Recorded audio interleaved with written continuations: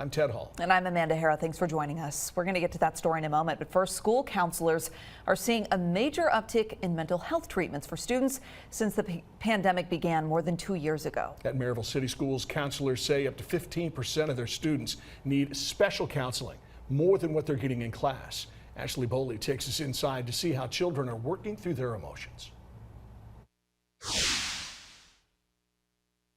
Let's do this to move our bodies. It's another day for Dr. Kim Prater to work with some of the youngest minds at John Sevier Elementary School in Maryville. My little ones have been through a lot of stress. The school counselor knows the pandemic has been stressful for these kindergartners. It has been a chronic trauma, and it's going to affect kids differently. What I've seen is their response to the family changes and maybe lack of socialization and connection that they would normally typically get, and that might show up with increased irritability. But coming to her class makes these students feel happy.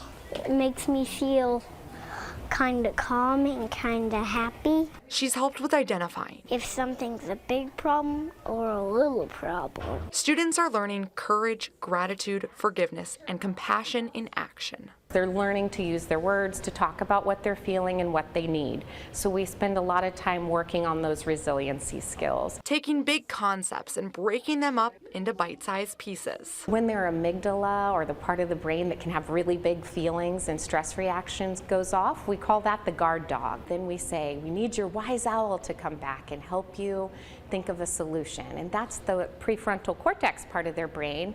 And they can realize they can't think and learn when that guard dog is barking. She wants these kids to leave her class knowing when kids feel that way, they can weather the storms that come through their lives. That's our goal. In Maryville, Ashley Boley, WVLT News. On Thursday night, Maryville City Schools will host an elementary-focused mental health workshop to help parents understand what their kids may be going through. You can find details about the event in the WVLT News app.